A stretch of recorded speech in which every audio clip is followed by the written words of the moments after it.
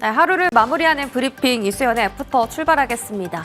이제 내일부터 명절 연휴가 시작이 되는데요. 우리는 명절 연휴에 어떤 것들을 집중하면 좋을까? 짧게 한번 분석해 보도록 하겠습니다. 일단 매크로 이벤트의 중요성이 좀 부각되고 있는데 사실 우리가 그렇게 크게 신경 쓸 만한 매크로 변동성은 없을 수도 있다라는 게 포인트입니다. 오늘 일본은행에서 기준금리를 50bp 인상했는데요. 예상치에 맞게 부합한 결과가 나와서 시장이 단기적으로는 좀 출렁였지만 다시 안정화를 금방 되찾았습니다. 다음 주 목요일에 미국의 FOMC가 발표될 예정입니다.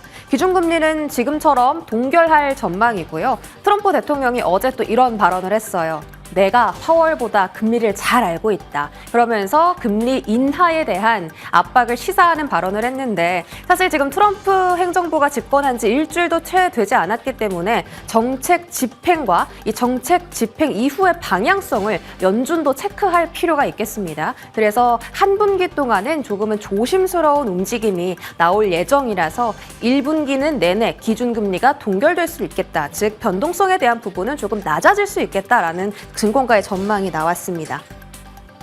자, 그리고 우리가 쉴 때 또 빅테크 기업들의 실적이 발표되는데요. 다음 주 수요일에는 엔비디아와 연관된 슈퍼마이크로, AMD, 그리고 TSMC와 연관된 메모리 업황의 지표를 확인할 수 있는 ASML의 실적이 발표되고요. 30일 목요일에는 M7의 많은 기업들이 실적 발표 예정되어 있습니다. 마이크로소프트라든지 메타, 그리고 머스크의 테슬라, 최근에 디바이스 수요 부진한 애플, 그리고 인수 이야기 나오고 있는 인텔까지, 그리고 미국의 FOMC와 유로존 ECB 회의까지 시작되는 날이라서 목요일이 굉장히 중요한 포인트들이 많은데 우리는 장이 금요일에 다시 열리기 때문에 어느 정도 시장에서 이러한 이야기들을 소화하고 난 뒤에 장이 열리게 되겠죠. 약간은 안정적입니다. 실적 발표할 때 체크하셔야 될 포인트가 있는데 첫 번째로는 매출 성장과 수익성이 확보됐는가. 두 번째는 너무 당연한 얘기입니다. 향후 가이던스 톤이 긍정적인가. 세 번째로는 트럼프 정권 하에 이 빅테크 기업들의 캐펙스 투자 계획이 유지됐는가. 이 투자 계획이 조금이라도 축소됐다면 투자 심리에 악영향을 미칠 수 있기 때문에 이 부분들을 중점적으로 체크해 보심이 좋겠습니다.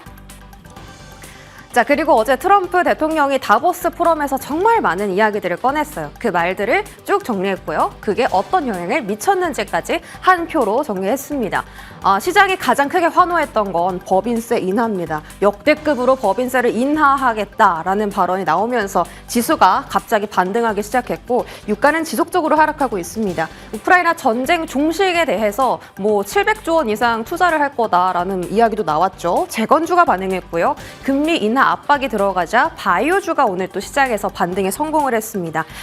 우리 시장에서 가장 중요하게 드러난 발언이 두 개가 있는데요. 첫 번째로는 나토 국가들 방위비 인상해라. GDP 5%를 다 방위비에 투자해라. 이런 발언을 했습니다. 그래서 국내 방산 기업들이 수출이 늘어나지 않을까 하는 기대감이 오늘 외국인 순매수가 들어왔고요. 그리고 미국 생산 거점에 미국에서 생산을 해야 관세를 부과하지 않겠다.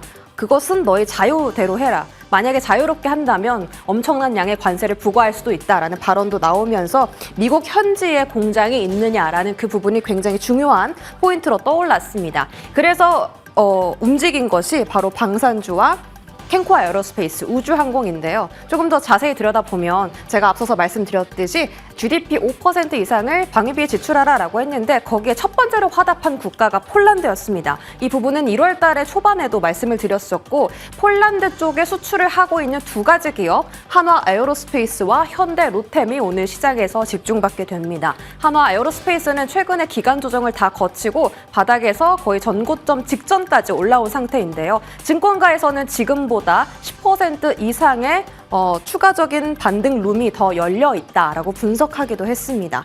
관세 부과 같은 경우에는 미국에서 제품을 안 만들면 관세 폭탄이 나올 수 있다라는 발언과 연계되어 있는데요. 캔코아 에어로스페이스가 공교롭게도 최근에 수주가 막 밀려들면서 미국의 공장을 증설할 수밖에 없는 상황이다라고 코멘트가 나왔습니다. 지금보다 2배나 더 많은 캐파를 늘리기 위해서 증설을 올해부터 시작한다라고 발언했는데요. 그와 함께 캔코아 에어로스페이스 에어로스페이스의 시세도 날아가는 흐름을 보였습니다. 다만 지금 방위비 분담금을 늘린다고 해서 바로 이게 한국 기업들의 수출에 연계되느냐? 그렇지 않을 수도 있습니다. 왜냐하면 지금 유럽이 끼리끼리 동맹 강화 분위기가 연출되고 있거든요. 유럽 국가는 유럽산 장비를 구매해야 한다. 그래서 2035년까지 유럽 영내 무기 조달 비중을 20에서 60%로 확대할 수도 있기 때문에 한국 기업의 수출로 이어지는 것이 아니라 유럽 간의 동맹 강화로 이어질 수 있다는 점이 방산 섹터의 리스크입니다. 잘 챙겨보시고요. 저희 주가 확인하겠습니다. 자, 방산 쪽 시세 먼저 보시면 캔코어 에어로스페이스가 26%대 급등 성공하면서 오늘장에 또 가장 큰 폭의 상승 흐름 보여주고 있고요. 이외에도 뭐 방산 말고도 드론 같은 종목들도 함께 급등하고 있습니다. 하나오션도 실적 발표 이후에 6% 상승 흐름을 유지하고 있고요. LIG 넥스원, 그리고 휴니드, 한화 에어로스페이스 같은 종목들도 좋은 흐름을 오후장에 이어가고 있습니다. 우주항공 쪽도 보시면 이수페타시스는 유상증자 제휴 인수하지 않겠다라는 종목 그 이슈 때문에 상승하는 거고요. AP 위성, 이노스페이스, LIG 넥스원, 컨텍 같은 종목들, 우주항공 산업은 집중적으로 트럼프 행정권 아래서 육성이 될 것이기 때문에 연속성은 체크해 보겠습니다. 자, 마지막으로 오늘 또 강한 섹터가 있습니다. 바로 양자 통신 쪽이고요. 어제도 한번 언급을 드렸는데 오늘 또 다시 한번 정리를 해보겠습니다. 일단 호재가 3가지가 있는데 양자암호 통신의 도입이 본격화되고 있다. 상용화가 조금 더 가까워지고 있다는 게 포인트입니다. SK스퀘어의 자회사인 ID 콘티크가 최근에 해킹이 불가능한 양자암호 통신을 개발했다라는 소식을 전하면서 관련해서 국내에서도 집중도가 높아지고 있고요. 트럼프 1기 정부 때도 오픈랜 시장 확대에 대한 정책이 강했습니다. 2기 때도 그 오픈랜 시장에 대한 기대감이 확대될 예정이고요. 거기다가 스타게이트의 찐 수혜주가 바로 통신이 될 수도 있다라는 이야기가 나왔습니다. 일단 미국에서 통신 인프라 쪽에 투자를 올해부터 본격적으로 늘려갈 예정이고요.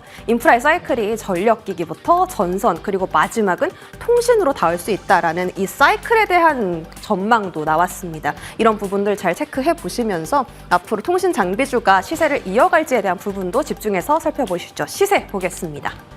통신장비주 오늘 오이솔루션이 10%고요. 일단 솔리드 같은 경우 하나증권에서 목표 주가 지금보다 더 올라갈 수 있다, 거의 3배나 급등할 수 있다라는 평가를 내리기도 했는데 오늘 10%의 상승세를 유지합니다. 윗꼬리는 달고 있기 때문에 변동성 유의하시고요. 이외에도 코이버나 와이어블, RF 머트리얼즈, 어제는 HFR과 오이솔루션, RFHIC 같은 종목들이 급등했는데 실적이 정말 찍히고 있는지 미국 정책의 찐 수혜주인지 조금 더 구체적인 디테일을 살펴보신 후에 투자하시는 게 좋겠습니다. 브리핑 여기까지 전해드립니다.